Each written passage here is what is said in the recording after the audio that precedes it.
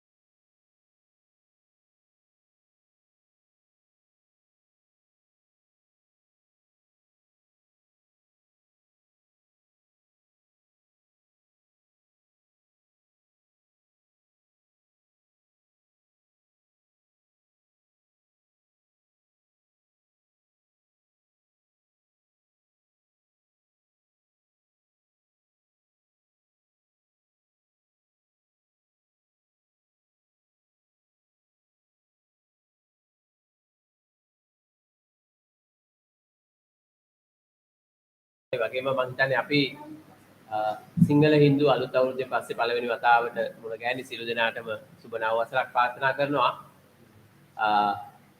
අපි අද මේ එකතු වෙලා ඉන්න කණ්ඩායම පිළිබඳව කෙටි පැහැදිලි කිරීමක් කරන්න කැමතියි. මේ කණ්ඩායම ප්‍රජාතන්ත්‍රවාදයේ වෙනුවෙන් එකතු වුණු සිවිල් සමාජ සමූහයක්. මේ කණ්ඩායම ඇතුලේ සිවිල් සංවිධාන, ඒ වගේම වෘත්තීය සමිති, වෘත්තීය වේදීන්, කලාකරුවන්, ඒ වගේම විවිධ වෘත්තීන් වල නියෝජිතයින්, ආගමික නායකයින් ඇතුළු පුළුල් කණ්ඩායමක් මේ සිවිල් සමාජ ප්‍රජාතන්ත්‍රවාදය සඳහා වූ සිවිල් සමාජ එකමුතුවට නායකත්වයේ ලබා දෙනවා. මොකද අපි දැක්ක පහුගිය කාලේ බරපතල ආකාරයට මේ රටේ ප්‍රජාතන්ත්‍රවාදයේ අභියෝගයට ලක් වෙනවා.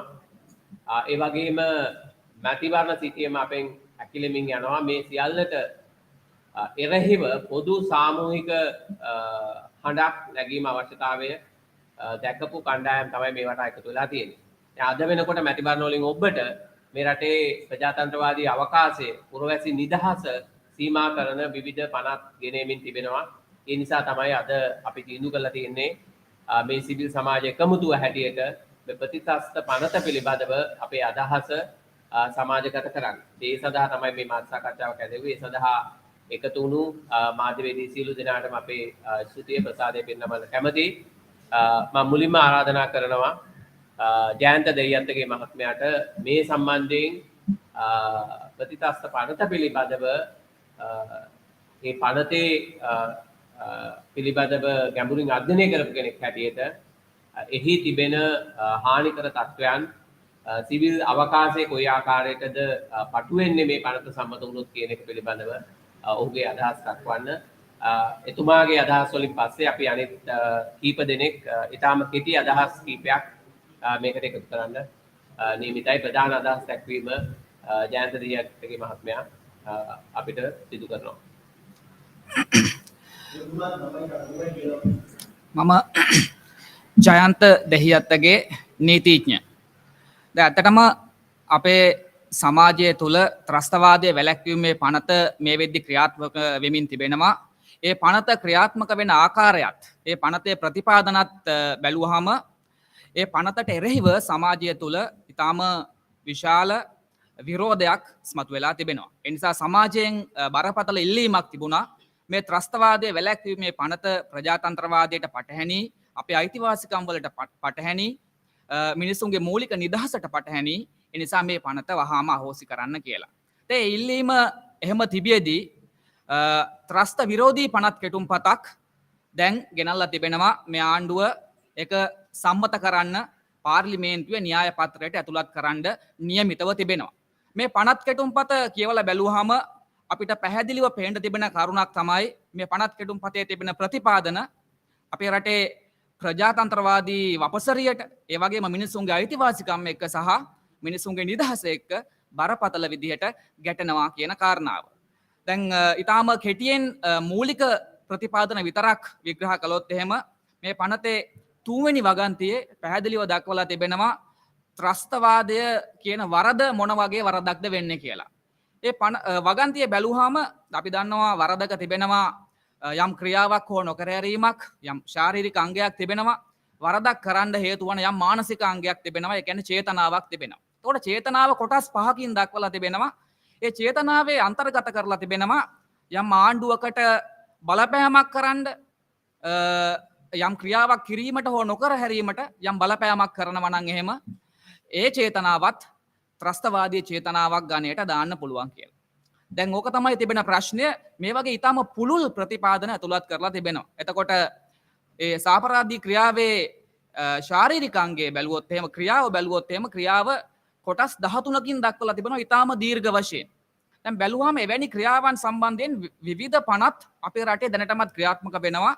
ප්‍රමාණවත් නීති ප්‍රතිපාදන තිබෙන වැරදි පවා ත්‍රස්තවාදී ක්‍රියාව යටතට ඇතුළත් කරන්න මේ පනත් කෙටුම්පතෙන් උත්සාහ කරලා තිබෙනවා. එතකොට යම් ක්‍රියාවක් ත්‍රස්තවාදී ක්‍රියාවක් වෙන්නේ කොහොමද? එහෙම නැත්නම් ඒ ක්‍රියාවට අදාළ වෙනත් පනතක් තිබෙනවා නම් ඒ පනතට අදාළව ක්‍රියාවක් වෙන්නේ කොහොමද කියලා තීරණය කරන්න ඇත්තරම නීතිය ක්‍රියාත්මක කිරීම බාර වෙන්න පොලිසිය කුමන නිර්ණායක මත තීරණය කරන්න කියන කාරණාව සම්බන්ධයෙන් තවම ඊටාම අවිනිශ්චිතතාවයක් තමයි තිබෙන්නේ. එතකොට ඒවා ක්‍රියාත්මක වෙද්දී තමයි අපිට බලා ගන්න පුළුවන් වෙන්නේ. ඉතින් අපි දන්නවා අපේ රටේ නීති කොහොමද ක්‍රියාත්මක වෙන්නේ කියලා. දැනට මේ තියෙන ත්‍රස්තවාදයේ වැළැක්වීමේ පනත කොහොමද ක්‍රියාත්මක වෙන්නේ කියලා අපි දන්නවා. පහුගිය කාලේ ශිෂ්‍ය ක්‍රියාකාරීන් 3 දෙනෙක් අත්අඩංගුවටපත් වුණා. ඒකෙන් දෙන්නෙක්ව නිදහස් කරලා තිබෙනවා. ඔවුන්ගේ දීර්ඝ කාලයක් ඔවුන්ව රඳවා ගැනීමෙන් අනතුරුව. ඉතින් ඒ විදිහට පුද්ගලයන්ව අනවශ්‍ය විදිහට අත්අඩංගුවටපත් වෙලා රඳවා ගැනීම වලට ලක් වෙලා ඔවුන්ගේ නිදහස උල්ලංඝනය වෙන නීති පිළිබඳව ජනතාව විදිහට අපි සවිඥානික වෙන්න ඕන කියන එකයි අපගේ අදහස. ඊට පස්සේ බැලුවොත් එහෙම මේ පනත් කෙටුම්පතේ 10 11 වගන්තිවල ප්‍රතිපාදන ඊටාම පැහැදිලිව ප්‍රකාශනයේ අදහස් ප්‍රකාශ කිරීමේ අයිතිය එක්ක බරපතල විදියට ප්‍රශ්නගත වෙන වගන්ති දෙකක්. දැන් අපි 2 වෙනි වගන්තියේ තිබෙනවා යම් අත්‍යවශ්‍ය සේවාවකට බාධාවක් වන ආකාරයේ ක්‍රියාවක් ත්‍රස්තවාදය කියලා. කොට වෘත්තීය සමිති කටයුතු වල නියැලීමේ අයිතිය පිළිබඳව ඒ වගන්තිය බරපතල විදියට ප්‍රශ්නගත වෙනවා. දැන් යම් වෙලාවක යම් විරෝධතාවයක් හෝ අත්‍යවශ්‍ය සේවාවක් කඩාකප්පල් වුණා කියලා යම් විරෝධතාවයක් ත්‍රස්තවාදී ක්‍රියාවක් විදියට නම් කළොත් එහෙම ඒ විරෝධතාවය ප්‍රවර්ධනය කරන්න මාධ්‍ය භාවිතා කරපු සමාජ මාධ්‍ය භාවිතා කරපු විවිධ ප්‍රචාරණ ක්‍රම භාවිතා කරපු අය පවා වක්‍රව ත්‍රස්තවාදය දිරිගැන්වුවා කියලා මේ පනත් කෙටුම්පතේ 10 වෙනි වගන්තියට ඇතුළත් වෙන්න පුළුවන්. එතකොට 11 වෙනි වගන්තියේ තිබෙනවා ත්‍රස්තවාදී ප්‍රකාශන පිළිබඳව යම් ත්‍රස්තවාදී ප්‍රකාශනයක් ළඟ තබා ගැනීම බෙදා හැරීම වගේ දේවල් වැරදි කියලා.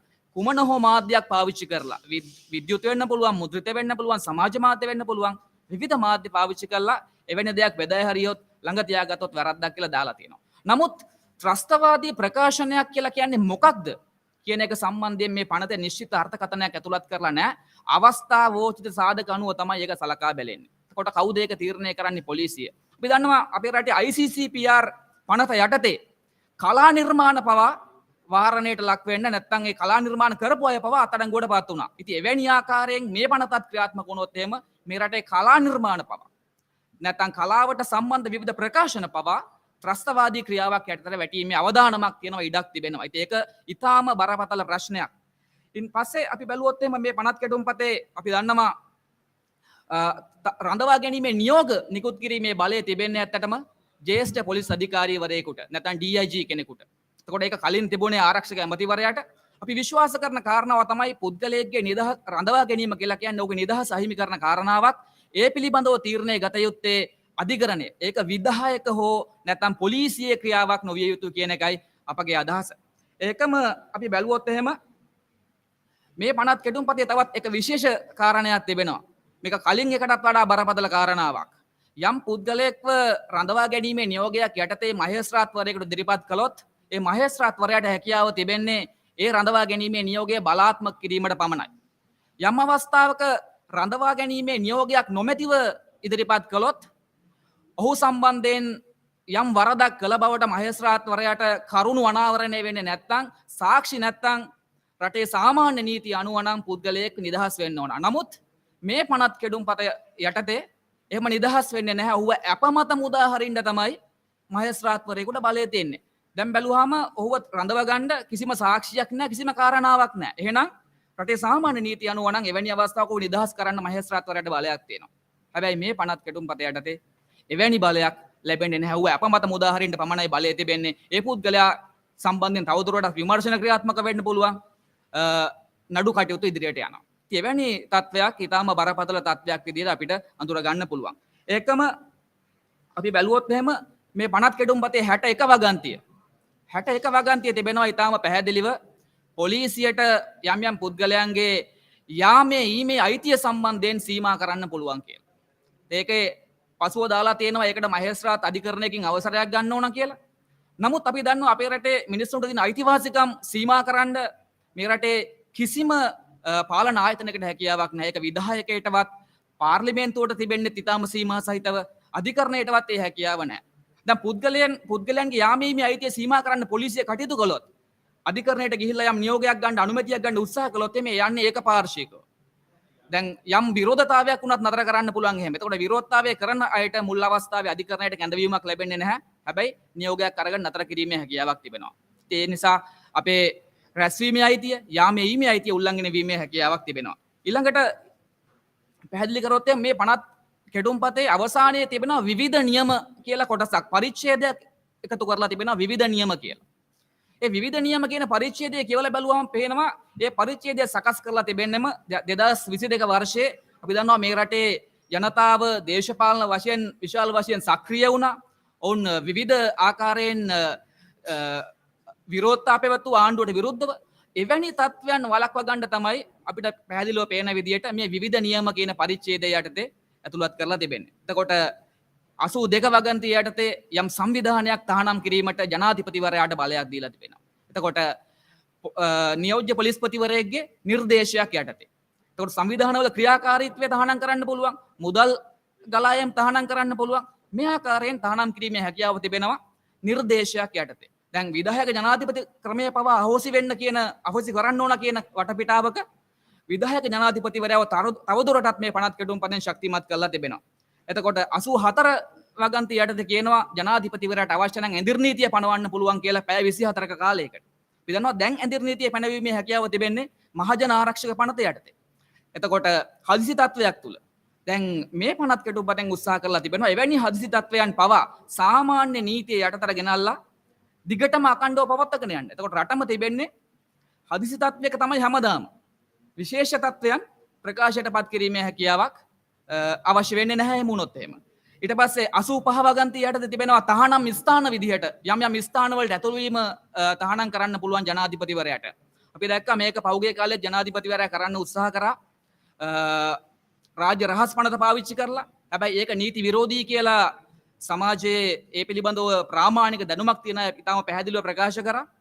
දැන් ඒ කරන්න බැරි වෙච්ච දේ මේ පනතට ඇතුළත් කරලා තිබෙනවා. ඉතින් මේ විදියට බැලුවාම අපේ අදහස් ප්‍රකාශ කිරීමේ අයිතිය, වෘත්තීය සමිති කටයුතු වල නියැලීමේ අයිතිය, ඒකම අපේ යාමේ ඊමේ අයිතිය, සමාගමේ අයිතිය, රැස්වීමේ අයිතිය වගේ අයිතිවාසිකම් බරපතල අර්බුදයකට යනවා මේ පනත් කෙටුම්පතේ තිබෙන ප්‍රතිපාදනත් එක්ක. ඒ නිසා අපි මේ රටේ ජනතාවට කියන්න කැමති මෙවැනි පනත් කෙටුම්පත් ඔබගේ මූලික අයිතිවාසිකම් සහ නිදහස එක්ක බරපතල ආකාරයෙන් ගැටෙනවා. ඒ නිසා මෙවැනි පනතක් ක්‍රියාත්මක වුණොත් එහෙම අපේ ප්‍රජාතන්ත්‍රවාදී අයිතීන් භාවිත කරලා ආණ්ඩුවක් විවේචනය කරන්න අපිට තියෙන අයිතිය නැතුව යන්න පුළුවන්.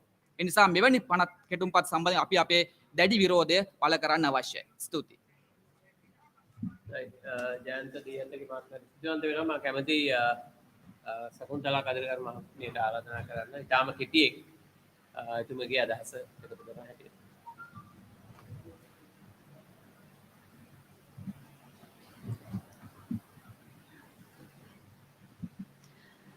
Good morning. My name is Sakuntala Kadirgama, and I'm from the Law and Society Trust. I want to say that we categorically oppose the Anti-Terrorism Act, just as we have opposed the Prevention of Terrorism Act that it tries to replace. I want to talk a little bit about the context in which this Anti-Terrorism Act is being drafted. There has been a lot of criticism on the PTA, the Prevention of Terrorism Act. This has not prevented terrorism. It has led to many human rights violations. It has been a disgrace that Sri Lanka has kept it on its statute books for well over 40 years.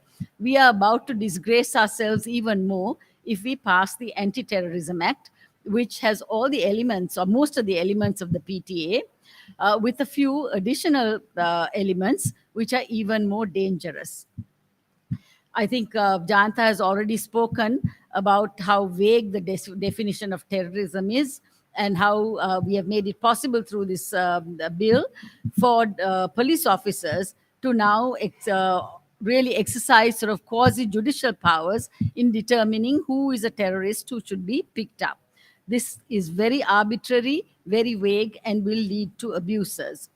I want to remind the government of Sri Lanka that we have signed on to many international covenants and conventions. Once we sign on to them, they become our covenants. They're not just something out there with the international community. We have read them, we have accepted the values, the principles, and the wording, and it is our obligation to enforce it. None of these human rights conventions are respected through the PTA, and they will not be respected through the Anti-Terrorism Act as well. So I think we cannot replace one poisonous piece of legislation with a more poisonous piece of legislation. I also object to the fact that we are trying to pass this law to hoodwink ourselves and the world that we are getting rid of the PTA with the anti-terrorism law and that it's going to be better. This is like putting not just old wine in new bottles, it's putting old poison in a new bottle with a little extra poison as well. Now, why do I say this? I think we've talked about how arbitrary, how this will be subject to arbitrary abuse. Authoritarianism, it gives the president far too many powers. And the president surely recognizes that for over the last 20 years, people have been talking about the control of executive powers. And he himself promised in 2015 that he would remove the powers of the executive presidency. But we are now increasing them. So I think that is wrong. I also think that if we are doing this to show the international community that we have a change of heart, we are not convincing them, we are not convincing anyone, because they also read our laws, they read the debates and public discussions going on about it, and they know that this is more, really not a serious or the honest piece of legislation. So I think we will not serve ourselves well. We will not get GSP plus if we pass this law. So I think this is another reason why it should not be passed. I have one more point to make, that I also urge the government not simply to pass laws to get GSP plus, but to pass laws that truly improve the lives of our citizens. If only our politicians lived under some of the laws that they have enacted, they will know how harsh they are and how abusive they are and how counterproductive to human rights protections. Thank you. Thank you, Satu. I think I wish to invite Mr. Atula. He's representing trade union.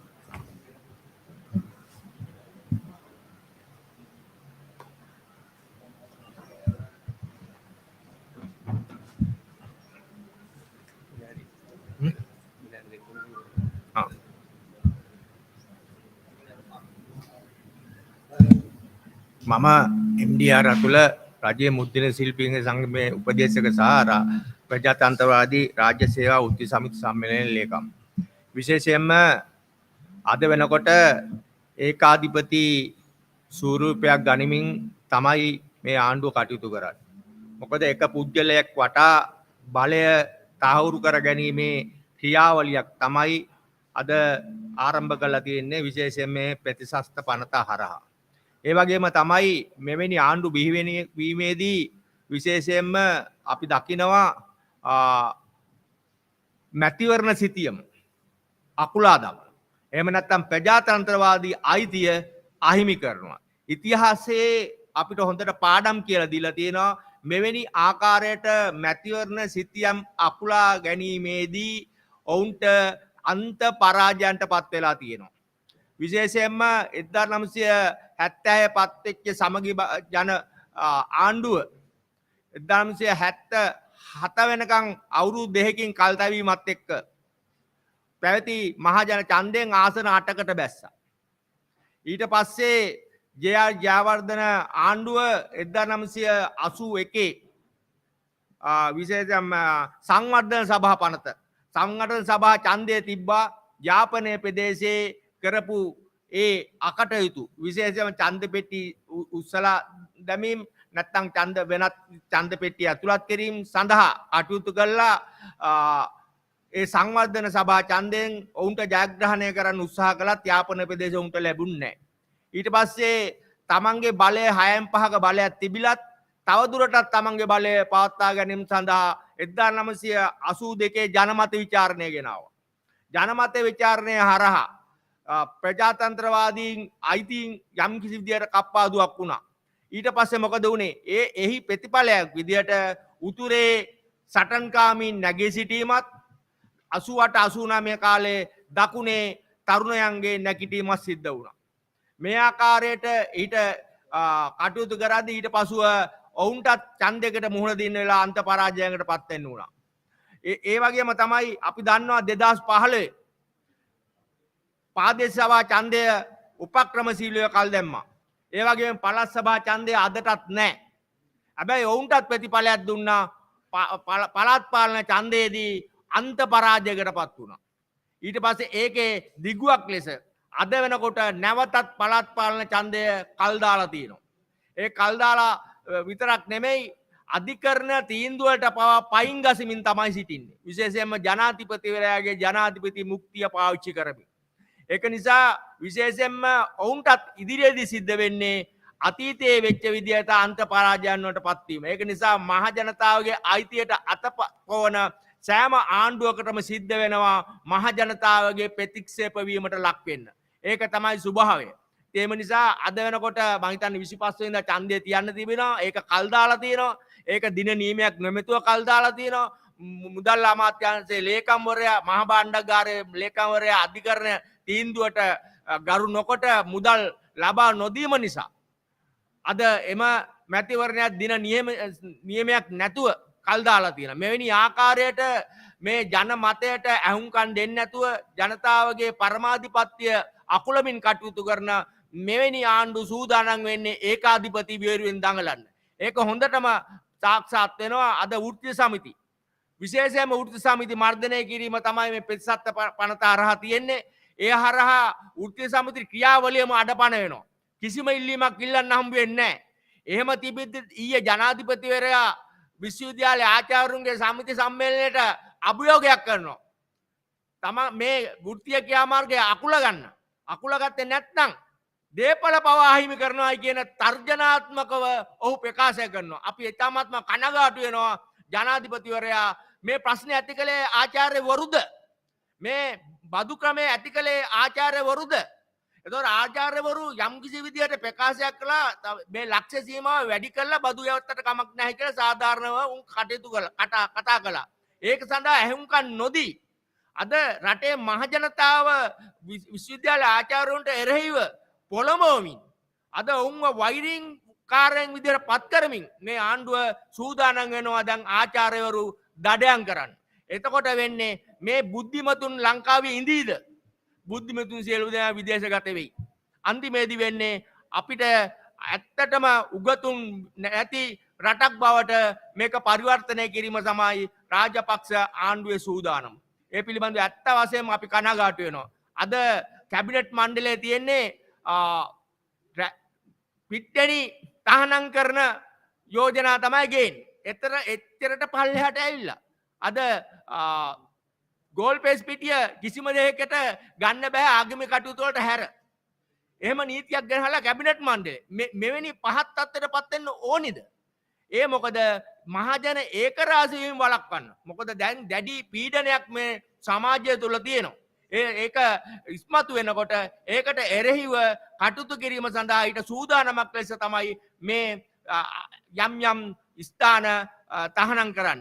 ඉදිරියේදී අපිට මහපාර යන එකත් තහනම් කළොත් පුදුමයට යන්න දෙයක් නැහැ. ඒක නිසා විශේෂයෙන්ම අපි කියනවා මේ මහජනතාවගේ අයිතීන් වලට අතපොවන්න නැතුව මේ ඒකාධිපති වියරුවෙන් වහම ඉවත් වෙලා ප්‍රජාතන්ත්‍රවාදී ප්‍රවාහයට ඇවිල්ලා ප්‍රජාතන්ත්‍රවාදී අයිතීන් ලබා දෙන්න කියන ඉල්ලීම කරනවා. සුදී කැමති ජෙෆ්රි අලගරත්න මහත්මයාට අදහසක් එකතු කරන්න.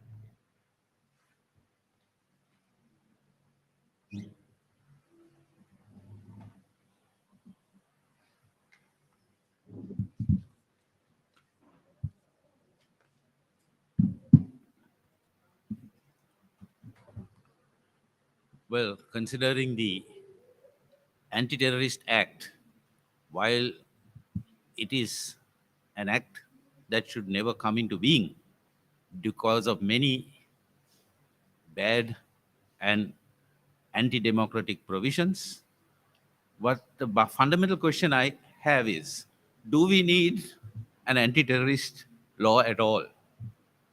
If you look at the Human Rights Commission, they have recommended that the existing laws with proper modifications can be used to meet terrorism. Of course, a country has to protect itself against possible terrorism or terrorist attacks. But do we need this law? Or does not existing law, as the Human Rights Commission say, provide ample scope with certain modifications to cover such a thing? And do we have terrorism today? What do we have today? We have protests, we have freedom of expression, where persons are protesting at certain measures against the government. So that we don't have any terrorist activity as such, because the government claims it has wiped out LTT terrorism. And Islamic extremists who staged the Easter Sunday bombing, not the Islamic community as such, have also gone silent. So do we need it at all? Because we must remember that the PTA, the cry for the PTA to be repealed, to be got rid of, because it was used against minorities, used against first the northern and eastern Tamils. And did that stop LTT activity? No. Then it was used against the Muslims. It was also used against political opponents. And did it stop all this activity? On the contrary, you have the persons in power who funded the LTT, who funded Zahran's group. So having laws is not going to help us if it's only going to be used against certain targeted persons who are perceived as opponents of the government. Because all we have had for the last day is the Aragale, which says get rid of 225. And if you look at the PTA, it came as a temporary provision. Now it's gone into it for 40 years. What we want is a repeal. And there's no need, as far as I am concerned, speaking for myself, for an anti-terrorist act. Definitely not this particular law. The provisions, firstly, the fundamental thing wrong about this law is its very broad definition of terrorism. So as I speak today, where we say we want, even we could be branded as terrorists, because we are asking the government not to pass this law. The definition of terrorism is where you try to do something to make the government not do or do something. So we could be branded as terrorists. And they've also brought in things like religious hatred, speeches. What they did was they arrested a poet from Mana who had written, an Islamic poet who had written something, but people who from platforms spoke of religious extremism to attack the Muslims have not been arrested. So, in other words, it's a selective use of this type of law. And they have brought everything into this law where the definition is so wide that unions can be arrested for protesting on the streets. Anybody can be arrested for saying, I don't agree with the government because they have done something that is anti-democratic. And we must change this law. So that, first of all, the ATA Act itself suffers from a bad definition of terrorism. A very broad, wide definition which can catch up anything and anybody. That's the first fundamental problem. The next problem is, the significant problem is, now all this is given the powers of a detention order are given to a DIG. Now we know we have the highest rates of police impunity in the world, torture of persons in custody. We know the police force has been the tool of the politician. So when the police force does not enjoy that confidence, why do you give it to a DIG to impose a detention order and it can go up to 12 months? Right? Previously, it was the Secretary of Defense. Now, we have 63 DIGs, I'm told, all over the country. And one does not know. Now, if, for example, you do something in Colombo and the DIG in Colombo who is not in favor of reaching a DO, you can get a DO issued by the DIG in Matra, saying this guy is a terrorist and lock him up. So there's no clarity. And anyway, to give powers of detention order to the police, which does not enjoy the confidence of the public and has not discharged its duty impartially and objectively, is a serious matter. That is the important thing. Then also, you have the powers of the president under Section 82. He can proscribe organizations, he can resort to confiscation of property, he can put restriction orders. The clamor for so many years has been to abolish the presidency. Why do we want now to give that so-called presidency, which we want to abolish, greater powers? Even under the previous law, curfew orders, emergency has to go before Parliament. And it has to be approved by Parliament under the Public Security Act. Now, he can do it directly. So there is restriction, curfew, can have confiscation of property. There is also the death sentence that can be imposed. There is, or if you find, now we have a moratorium from 1976 or 79, there is no carrying out of the death sentence. Worldwide, there is a condemnation of the death sentence for being a cruel form of, inhuman form of punishment. And in fact, this present president, in a case before the Supreme Court, has given an assurance that he will not sign any other death warrants, though the death penalty is there on the law. So you have this problem of the type of punishments, all these being vested in a person like the president. I'm not going to go into the fact of whether the government has lost its mandate or whether this president was an unelected president or whether he has a proper mandate. But if you look at the very laws, and also the Attorney General here becomes some sort of a puppet in the hands of the executive. Because the Attorney General can, if a person is prepared to plead to a lesser offense, not causing death or murder, can send him for rehabilitation up to 20 years. So if you're under the threat of being locked up indefinitely and you say, no, I will say, I'm sorry, I will accept a lesser offense, you can be sent to rehabilitation. And who's going to rehabilitate you? The army and the police. They are going to rehabilitate you. Look at also the question of, there is a board of review where you can go and challenge a DO or say that this is wrong. Who is the board of review? Secretary, Minister of Defense. And who are the other members? Persons who have achieved eminence in fields of law and all, to be decided by the president. So we have all of us are eminent people, aren't we? So you have lot of eminent people from whom you can select. We have so many commissions appointed with so many retired judges. All those people, I assume, are eminent. But the question is, it's left in the hands of the president as to decide who is this eminent fellow who is going to sit on the board of review. So when you look at all this, the Anti-Terrorism Act, my personal view is that it violates all rules of democracy, fundamentals of democracy, and does not is something that should not be passed. And a very fundamental thing is that very definition lends to arbitrary acts. I'm not talking about reasonableness or unreasonableness. An arbitrary act which is capable of being done by a DIG or the president or any police officer to search and interrogate or arrest, if it can be arbitrary because the definition is so broad and vague, if it's arbitrary, that fundamentally offends the rule of law, because the rule of law is against anything that is arbitrary. Arbitrary is different from unreasonable. Yeah. So that my personal view is that the Anti-Terrorism Act should not come into effect, and we can do without it the repeal of the PTA is necessary and it has been assured. And if we undermine democracy, democracy is as important as economic progress. And if we undermine a democracy, we will have this continuing problem of this rotten political culture continuing throughout the next decades or so.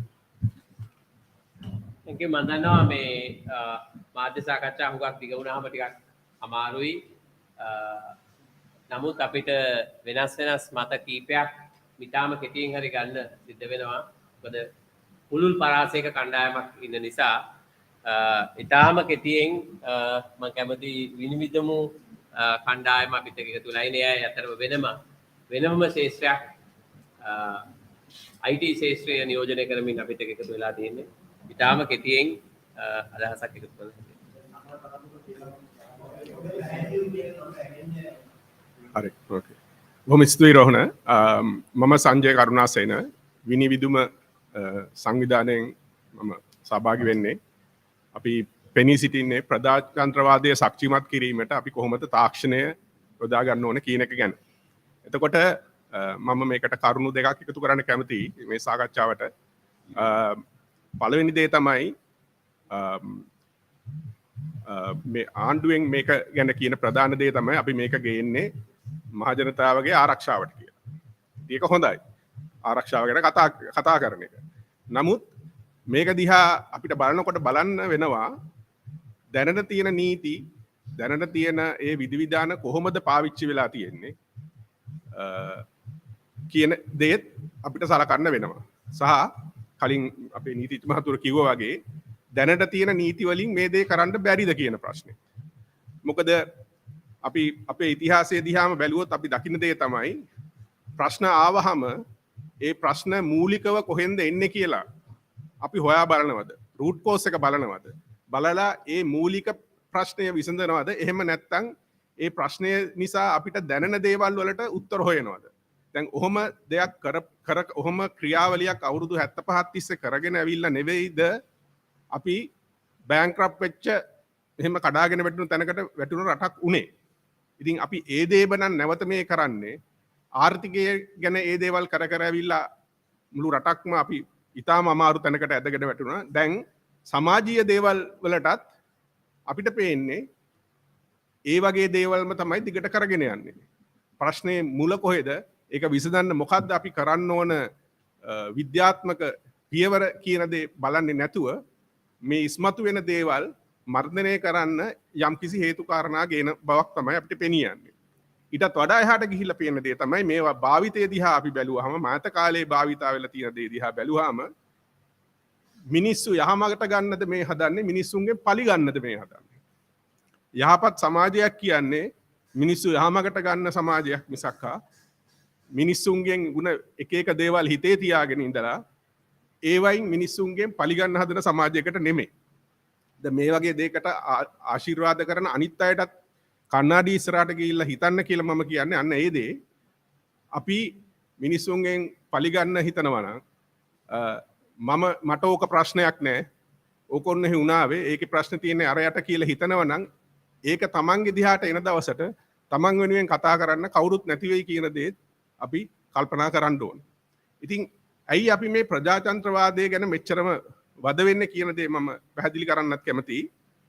මොකද මේ හැමදේම අපිට පේනවා එන්න වෙන්නේ ඡන්ද පස්සට දානවා දරුණු නීති ගැනලා ඒ ගැන තියෙන කතා කරන්න තියෙන නිදහස නැති කරගෙන යනවා නම් ඒ කියන්නේ අපිට ප්‍රජාතන්ත්‍රීයව හැසිරෙන්න තියෙන අවකාශය අඩු කරගෙන රටක් හැටියට අපි ඒකාධිපති වාදයකින් පාලනය වෙන රටකට යන්න හදන්නේ.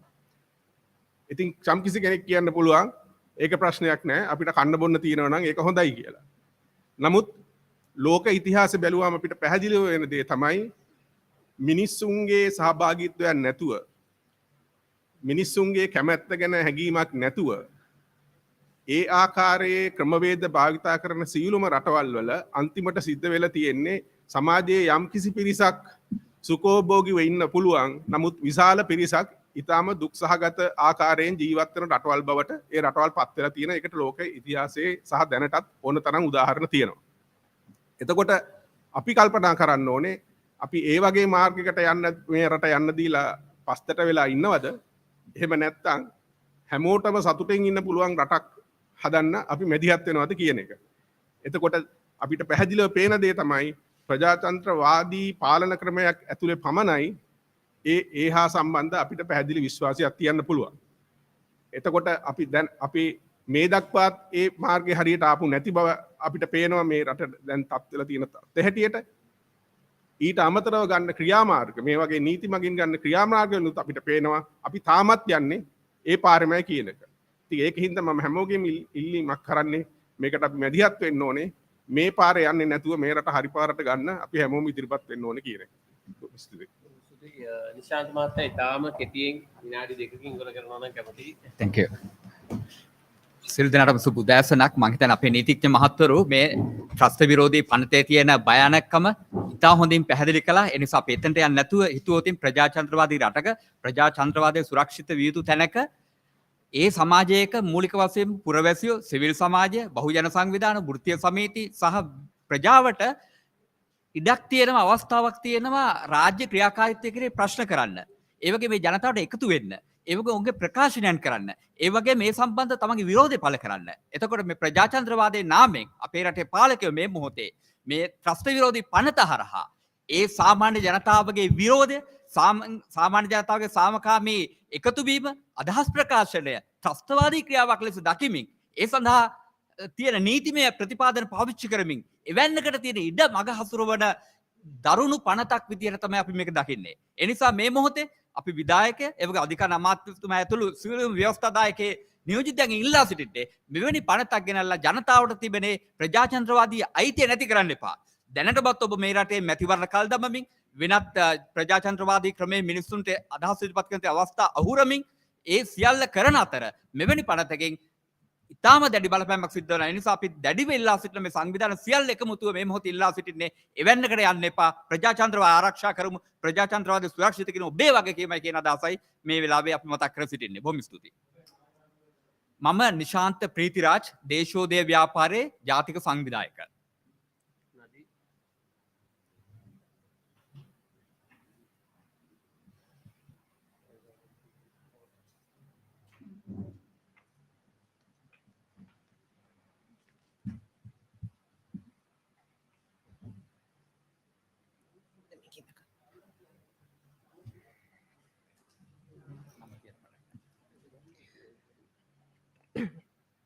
I'm Nadishani Pereira, the Executive Director of Transparency International Sri Lanka.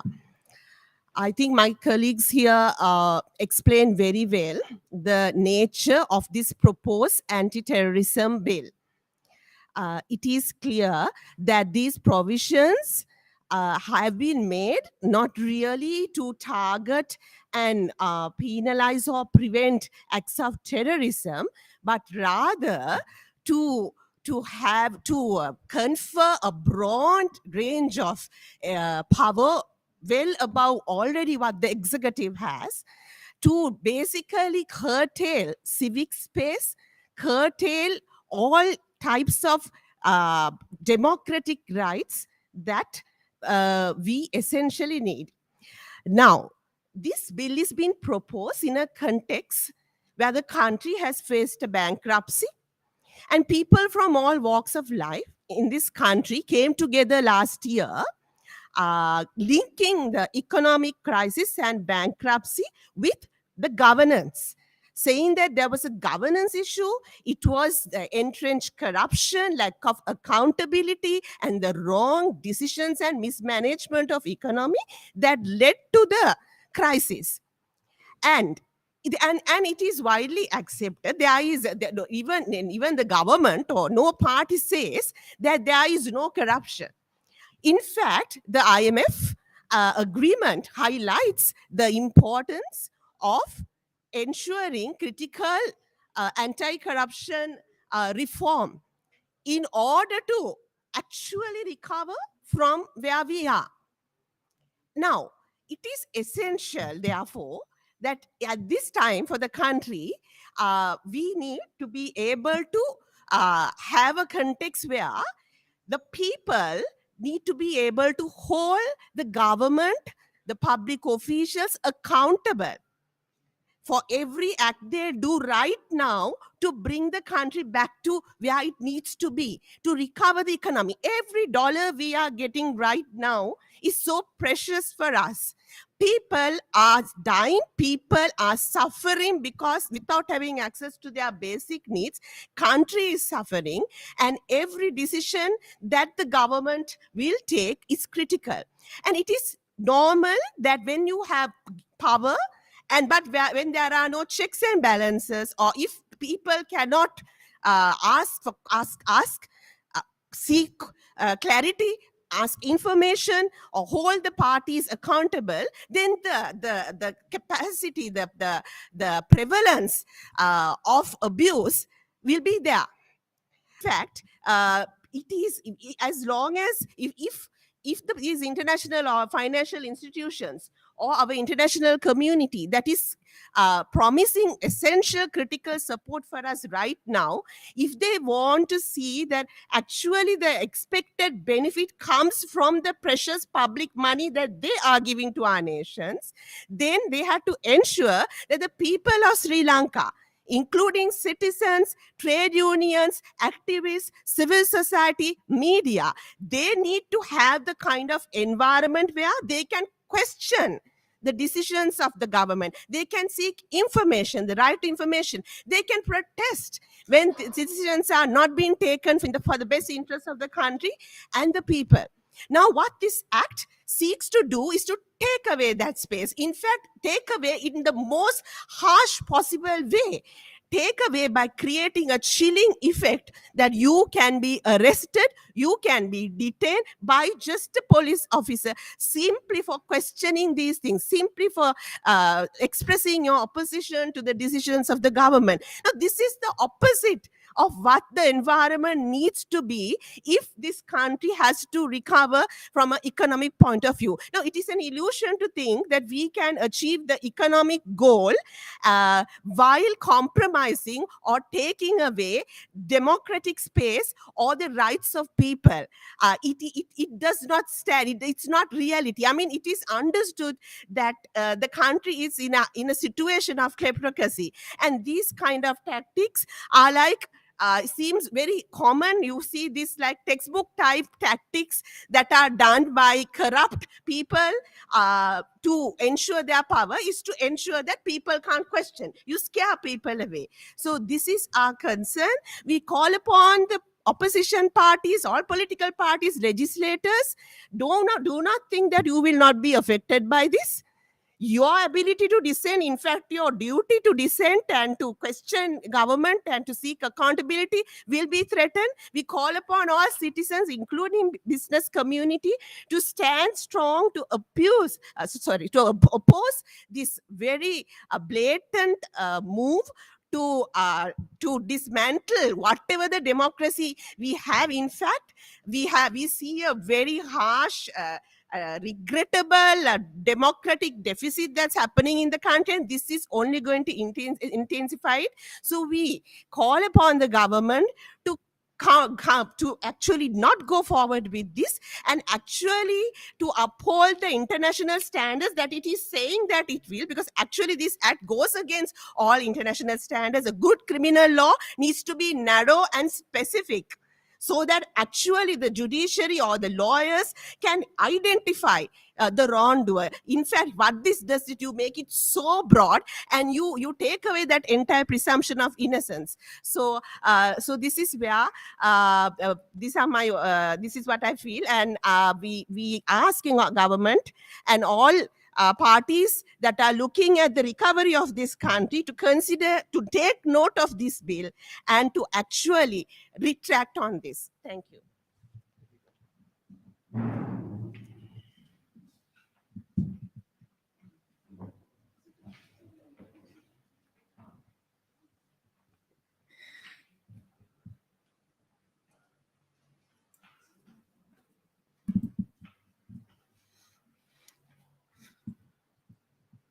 මම ආසිරි පී පෙරේරා විශ්‍රාමික මහානායක රදුකුරුතුමා ශ්‍රී ලංකා මෙතෝදිස්ස සභාවේ. අද ශ්‍රී ලංකාව බොහොම උනන්දුවෙන් බලා සිටිනවා මේ රටේ ආර්ථිකය නැවත වර්ධනය වීමක් ගැන. දැන් අපට IMF එකෙන් උපකාරයක් ලැබෙමින් පවතිනවා. ඒ වගේම පෙට්‍රලුත් අඩු වෙලා තිබෙනවා. දැන් මේවා අපිට අර නිකං නිර්වින්දනය කරන්නාව බේත් වගේ කාරණාවක්. එවැනි අවස්ථාවල් වලදී බොහොම ගැඹුරු ශල්්‍ය කර්මයනොත් කරන්ට හැකියාව තිබෙනවා. දැන් අප අද මෙහිදී කතා කලා වූ මේ ප්‍රතිත්‍රස්ත පනත අන්න එවැනි අවස්ථාවකදී මේ රටට හඳුන්වා දෙන්න දෙයක්. ජනතාව දැන් ටික කවුරුදුත් සමරලා ටික සන්තෝසෙන් ඉන්න වෙලාවේ ජනතාවගේම නිදහස ජනතාවට තිබෙන්නාව ප්‍රජාතාන්ත්‍රික අයිතිවාසිකම් යම් පිළිවලකින් ඉවත් කරන්ට දරන්නා වූ තැතක් හැටියටයි අපි මේ ප්‍රතිත්‍රස්ත පනත දකින්නේ. දැම් මට ඉස්සල කතා කරපු සෑම දෙනා මේක හොඳට පැහැදිලිව විස්තර කරා. මම මේ වෙලාවේදී ආගමික නායකයන්ගෙන් සහ සියලු ආගම් වල පූජකවරුන්ගෙන් ඉල්ලන්නේ කරුණා කරලා ඔබගේ ඇස් කං ඇරගන ඉන්න මේ මොහොතේදී. මේ අපට ලැබිලා තිබෙන නිර්වින්දන බේත්වලට විතරක් රැවටෙන්ඩ එපා. විශේෂෙන් මේ සිදුවෙන්න යන්නේ ජනතාවට තිබෙන්නාව ප්‍රජාතාන්ත්‍රික අයිතිවාසිකම් සහ ඉඩකඩ උල්ලංඝනය කිරීමට අවස්ථාවක්. මේ සඳහා සෑම ආගමකම නායකයන් සහ පූජකවරුන් මීට වඩා අවදියෙන් කතා කළ යුතුයි ක්‍රියා කළ යුතුයි. සෑම ආගමක්ම අගය කරනවා ජනතාවගේ නිදහස කියන එක. රටක් පාලනය කරන්න ආණ්ඩුවක් ඕන පාලකයන් සිටින්න ඕන හැබැයි ජනතාව නැත්නම් එහි කිසිම වැඩක් නෑ. ජනතාව තමයි ප්‍රථම කොට අපි සලකණ්ඩ ඕන. ඒ ජනතාවගේ අයිතිවාසිකම් සහ ඔවුන්ගේ ප්‍රජාතන්ත්‍රික නිදහස නැතිවන දේවල් කරනවා නම් පාලකයන් පළමුුවෙන්ම ආගමීක නායකයන් ආගමීක පූජකයන් මොන ආගමකට අයිති වුණත් කමක් නෑ ඔබට මොන දේශපාලන මත තිබුණත් කමක් නෑ ඔබ මේ වෙලාවෙදී ජනතාව වෙනුවෙන් කරුණා කර පෙනී සිටින්න කියා මා ඉල්ලා සිටිනවා. I am Asiri P. Pereira, the retired President Bishop of the Methodist Church, Sri Lanka. We are all enjoying a little bit of anesthesia that has been given to us through the IMF loan and various other foreign countries wanting to help us. Petrol has gone down, and also we have just now celebrated the Sinhala Tamil New Year, and everybody seems to be in a very anesthetized mood. And this is the very moment that there seems to be an attempt to perform a major surgery on the freedom and the democratic space of the people of our land. And I'm appealing to all the clergy of all the religions. I'm appealing to all the heads of churches and other religions to kindly awaken and stand for the democratic space and rights of the people. Because the previous speakers have explained very well what this proposed anti-terrorist act is going to do. A religion will never stand for terrorism. We stand for peace, harmony. But it does not mean that a government, a ruler, or any other authority in a country should be given a free hand to curtail the freedom of the people by bringing in wrongful laws to the country. We suffered with the Prevention of Terrorism Act for more than 40 years. And we all said this needs to be repealed. Now, instead of just repealing that, we find that a new kind of a law is to be enacted, and the parliament is going to look through this, and everybody needs to have their antennas up. This is nothing but a definite attempt to curtail the democratic space and the democratic freedom of the people. Religious leaders, all clergy of all religions, please awaken. Please speak up. Please educate your congregations, your religious people, and make known what is going to happen to their democratic space if this is to be passed in parliament. We should all protest against it. Thank you.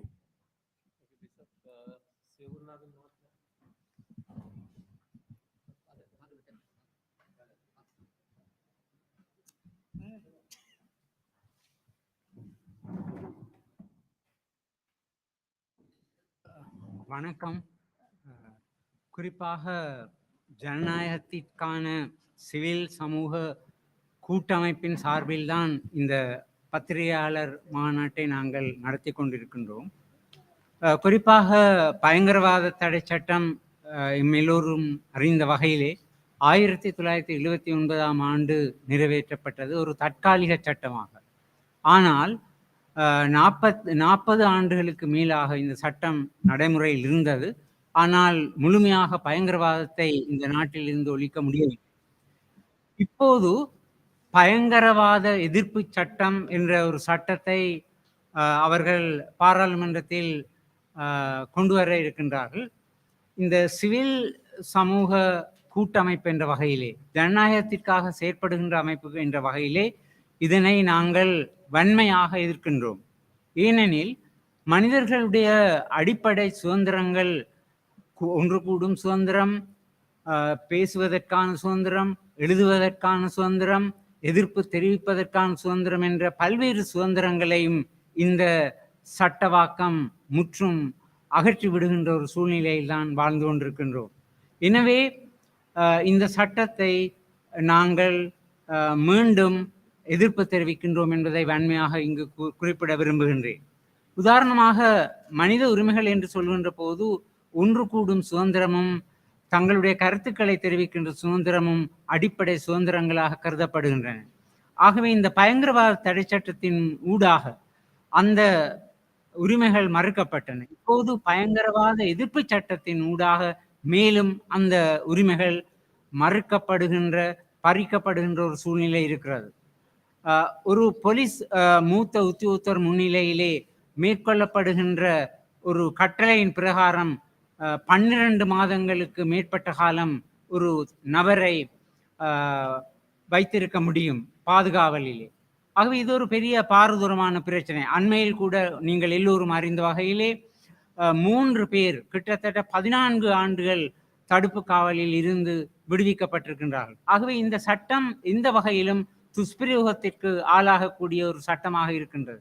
எனவேதான் இந்த சட்டத்தை, ஜனநாயகத்தை மதிக்கின்ற நாம் எல்லோரும் ஒன்று கூடி ஒரே குரலில் எதிர்ப்பு தெரிவிக்கின்றோம். வணக்கம்.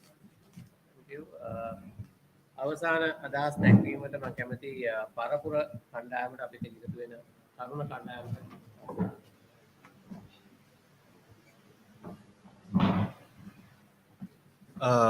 මම කසුන් සංකල්ප හැෂ්ටැග් පරපුර ආයතනයේ ව්‍යාපෘති සහකාරක. ඇත්තටම මේ සම්බන්ධව යෝජනා වෙලා තියෙන ත්‍රස්ත විරෝධී පනත් කෙටුම්පත ගැන සඳහන් කරනවා නම් මම විශේෂයෙන්ම කැමති මේ ශ්‍රී ලංකාවේ ඉන්න තරුණ සමාජ ජාලා ක්‍රියාකාරීන්ට ක්‍රියාකාරිනියන්ට ආමන්ත්‍රණය කරන්නට. මොකද කියනවා නම් ඔබ පසුගේ කාලේ ලංකාවේ සිද්ධ වෙච්ච අරගලය ඇතුලේ නිර්ප්‍රශාන්තව තමන්ගේ දේශපාලනික අදහස් සමාජගත කරන්න අවස්ථාවක් ලබා දුන්නා. ඒ තිබ අවකාශය හින්දා තමයි රට ප්‍රචණ්ඩත්වය කරා යා නොදී තරුණයන් අව්‍යායුධ අතර ගන්න නැතුව තමන්ගේ අදහස් වචනවලට පරිවර්තනය කළා තමන්ගේ විරෝධාකල්ප සමාජගත කළා. ඉතින් ඒ සඳහා සමාජ ජාලවල පැවති නිදහස ලොකු අවියක් වුණා වුන්ට.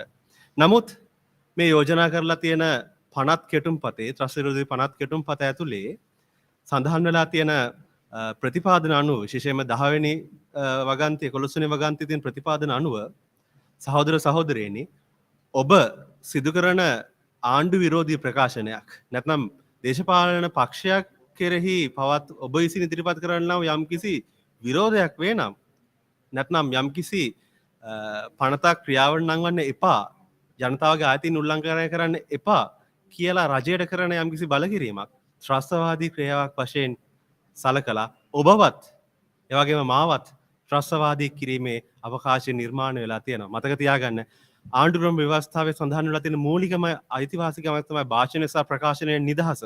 ඒ අයිතිවාසිකම ඔබනොත් මගෙනොත් අහිමි වන්නට මේ පනත් කෙටුම්පතේ භයානක ප්‍රතිපාදන සකස් වෙලා තියෙනවා. ඉතින් මම ආරාධනා කරනවා මම වගේම ඒ වගේම මේ ශ්‍රී ලංකාවේ සක්‍රීය සමාජ ජාල පරිශීලනය කරන තරුණ තරුණියන්ට Tamanගේ අයිතිවාසිකම් රැකගන්න කතා කරන්න පෙරට එන්න මේ අවස්ථාවේදී ඔබ ඉස්සරහට ආවෙනතොත් එහෙම තවදුරටත් ඔබගේ TikTok account එක, ඔයාගේ Facebook එක, YouTube එකෙන් වැඩක් නැති වෙන්න පුළුවන්. ඔබගේ දේශපාලන ප්‍රකාශනයේ අවසානය මේ පනත් කෙටුම්පත නීතිගත වීමත් එක්කම සනිටුවන්න පුළුවන්. ඉතින් මේ ආරාධනාව සමය මතක් කිරීම අපේ ශ්‍රී ලංකාවේ සමාජ ජාල පාවිච්චි කරන අපේම තරුණ සහෝදර සහෝදරයන් මතක් කරමින් මම නියැලෙනවා. බොහොමත් ස්තුතියි. හොඳයි මම කතා කරන්න යන්නේ නැහැ. මං හිතන්නේ කතා ගොඩක් අපිට තිබුණ නිසා. නමුත් ප්‍රශ්න මොනවා හරි තියෙනවා නම් කැමති ඒවට උත්තර දෙන්න.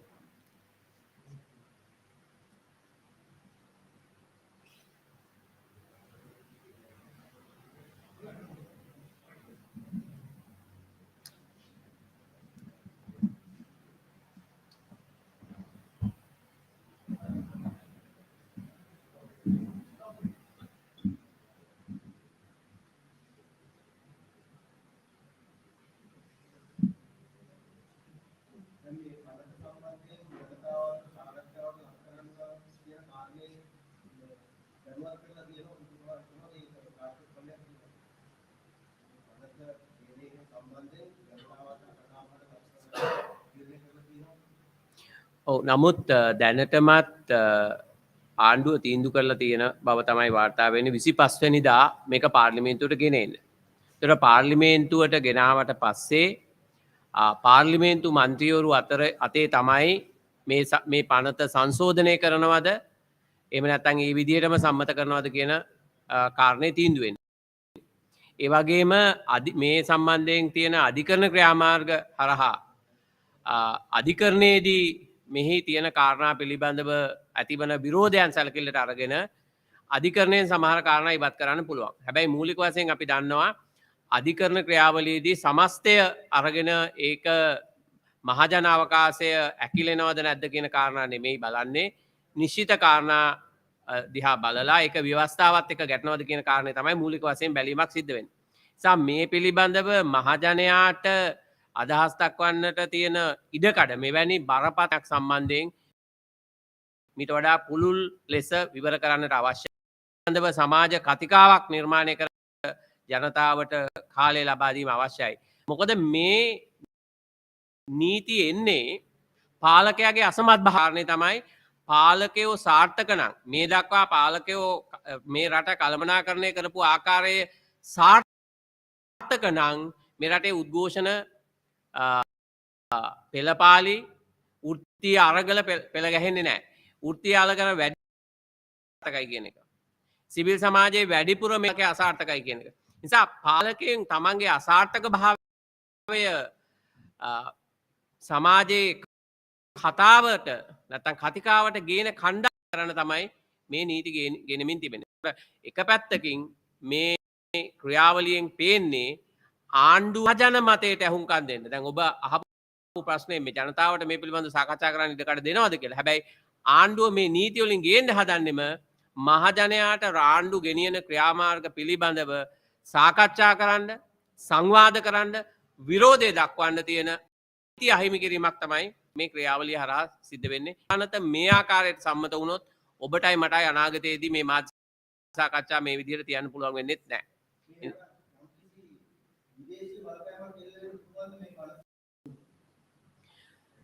දැන් මෙවැනි පනත් වීමේදී ප්‍රජාතන්ත්‍රවාදය පිළිබඳව වටිනාකම් දෙන ලෝකයේ අනිත් රටවල් අනිත් ප්‍රජාතන්ත්‍රවාදී රටවල් මේවා සම්බන්ධයෙන් අනුගමනය කරලා තියෙන ක්‍රියාමාර්ග දිහා ඒ නීති රාමුන් දිහා බලනවා. හැබැයි අපි දකිනවා අපි අපේක්ෂා කරන විදිහට ජාත්‍යන්තර මැදිහත් වීම රටේ වෙන ප්‍රජාතන්ත්‍රවාදී අවකාශයන් හැකිලීම සම්බන්ධයෙන් ලොකු බලපෑමක් එල්ලවෙන ස්වරූපයක් අපිට පේන්නේ නැහැ. දැන් මේ වෙනකොට ව්‍යවස්ථාවට එරෙහිව මැතිවරණ පනත් වලට එරෙහිව නීතියකින් තොරව රටේ මැතිවරණ කල් දාලා තියෙනවා. හැබැයි ජාත්‍යන්තර ප්‍රජාව ඒ සම්බන්ධයෙන් බරපතල හඬක් නගන බවක් අපිට පේන්නේ නැහැ. ඒ නිසා මේ රටේ ප්‍රශ්න මේ රටේ පුරවැසියට තමයි අවසානයේදී විසඳ ගන්න වෙන්නේ. ඒ නිසා තමයි අපි මේ සිවිල් සංවිධාන එකමුතුව ගොඩනගලා අපි උත්සාහ කරන්නේ මේ ජනතාව පීඩාවට පත් කරන මේ අනපනත් අකුලා ගන්න තැනකට ආණ්ඩුවට අවශ්‍ය බලපෑම එල්ල කරන්න.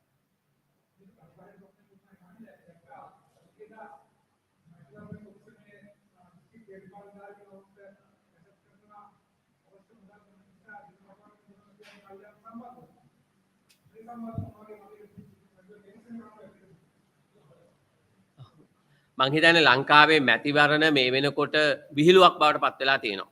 මේ මැතිවරණය පිළිබඳව දිනවකවානු අවස්ථා 4කදී ප්‍රකාශයට පත් කළා. ඒ හතරම මේ වෙනකොට අවලංගු කරන්න ක්‍රියා කරලා තියෙනවා. අද වෙනකොට මැතිවරණ කොමිෂන් සභාව අසරණ කරලා තියෙනවා ආණ්ඩුව විසින් මැතිවරණ දිනයක් ප්‍රකාශ කරන්න පත් කරන්න බැරි තැනකට. නීතියට අනුව මැතිවරණ කොමිෂමට බලය තියෙනවා. ව්‍යවස්ථාවට අනුව මැතිවරණ තියන්න ඕනේ. මැතිවරණ පනතට අනුව මැතිවරණ තියන්න ඕනේ. ඒ දිනවකවානු මේ වෙනකොට ප්‍රමාද වෙලා තියෙනවා. හැබැයි විධායකයට ඕන වෙලාවේ තමයි මේ රටේ මැතිවරණ තියන්නේ කියන පණිවිඩය තමයි අපිට දීලා තියෙන්නේ.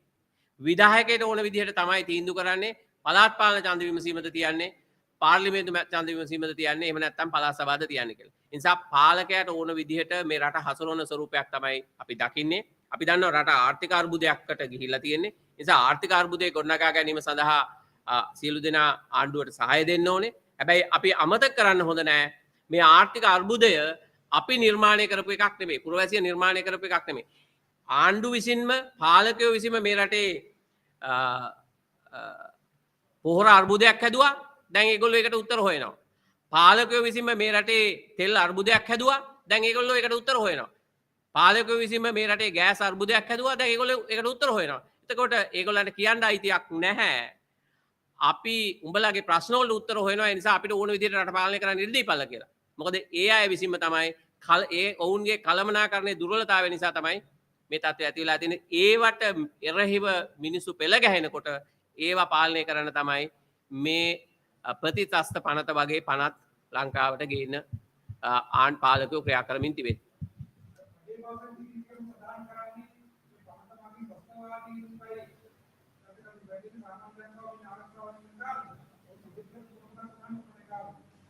මං හිතන්නේ මේ පිළිබඳව අපේ නීතිඥ මහතුරු දෙපළත් අනිත් අයත් ඉතා පැහැදිලිව කිව්වා මේ ත්‍රස්තවාදය කියන එකට පුළුල් පරාසයක අර්ථකථනයක් දීලා තියෙන්නේ මේ මෙතෙක් මං කියපු කාරණා ටික උඩ මාව ත්‍රස්තවාදියෙක් හැටියට අනාගතයේදී නම් කරන්න පුළුවන්. අවශ්‍ය නම් නම් කරන්න පුළුවන්. ආණ්ඩුව ගේන ආණ්ඩුවේ ක්‍රියාවලියකට අපි බලපෑමක් එල්ල කරනවා නම් ඔහු ත්‍රස්තවාදියෙක් හැටියට නම් කරන්න පුළුවන්. ආණ්ඩුවට යම් යෝජනාවක් අපි ගේනවා නම් මේක මෙහෙම තමයි වෙන්න ඕනේ කියලා අපිව ත්‍රස්තවාදියෙක් හැටියට නම් කරන්න පුළුවන්. ඒ විතරක් නෙමෙයි මේ පනත හරහා අපිට එකතු වෙලා සාකච්ඡා කරන්න, සංවාද කරන්න, විවේචනය කරන්න, යාමීම් මේ සියල්ලම මේ පනත හරහා සීමා කරමින් තිබෙනවා. ඒක නිසා මේ පනත සම්මත වුණොත් අනිවාර්යයෙන්ම මේ පුළුල් පරාසයක ඒ ත්‍රස්තවාදීන් බවට ඔබත් මාධ්‍යවේදීන් වන ඔබත් සිවිල් සමාජ ක්‍රියාකාරීන් වෙන අපිත් ත්‍රස්තවාදීන් ගණයට වැටෙනවා. ඒක තමයි මේකේ තියෙන බරපතලකම. මෙවැනි පනත් ගෙනීමෙන් ඔවුන් අපේක්ෂා කරන්නේ මහජනයා ඔවුන්ගේ වැරදි කළමනාකරණයට විරුද්ධව නැගී සිටීම වළක්වන එක. දැන් අද පුවත්පත් අරන් බැලුවොත් අලගරත්න මහත්මයා මං හිතන්නේ කිව්වා පොලිසිය සම්බන්ධ කාරණේ. දැන් පොලිසියට මේකේ බලතල දෙනවා මේ අත්අඩංගුවට ගැනීම රඳවා තබා ගැනීම පිළිබඳව තීන්දුව ගන්න. හැබැයි අද පත්තරය අරන් බැලුවොත් පොලිස් ස්ථානාධිපතිවරයෙක් පොලිස්පතිවරයා පත් කළා යවන ප්‍රාදේශීය දේශපාලනඥයා විරුද්ධ නිසා ඔහුට පත්වීම බාර ගන්න බැරි වෙනවා. මම දැක්කා ඊයේ සමාජ මාධ්‍යවල රත්නපුර දිස්ත්‍රික්කයේ නියෝජ්‍ය පොලිස්පතිවරයෙක් දේශපාලන පාර්ලිමේන්තු මන්ත්‍රීවරයෙකුට අවනත උනේ නැහැ කියලා ඔහුව කොළඹට මාරු කරලා තියෙනවා. ඉතින් මෙවැනි කණ්ඩායමකට බලය දීලා දේශපාලනයේ හස්තයට හසුරවන්න පුළුවන් කණ්ඩායමකට බලය දීලා ඒ හරහා සමස්ත සිවිල් ක්‍රියාකාරීත්වයේ පුරවැසි නැගිටීම් වැළැක්වීම තමයි මේ කරන්න උත්සාහ කරන්නේ.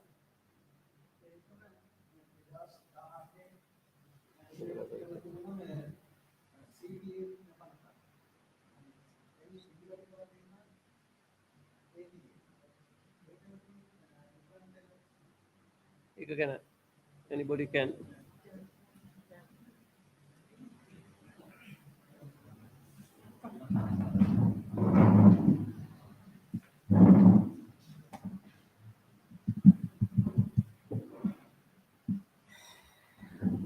The CTA was created under the Yahapalana government. It was opposed because that was also seen as violative and very much like the PTA or worse.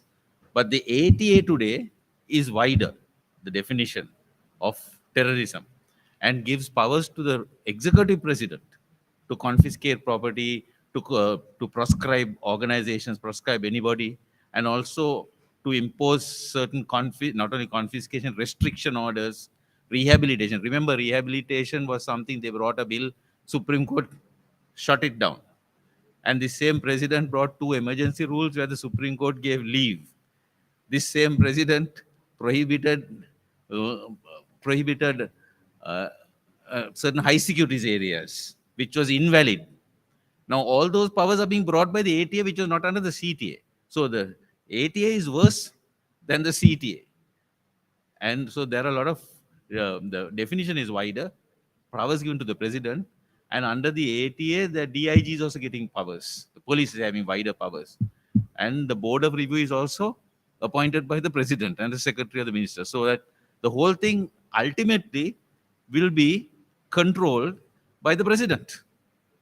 Whereas if you look under the previous PTA also, it was the defense secretary who issued the DO.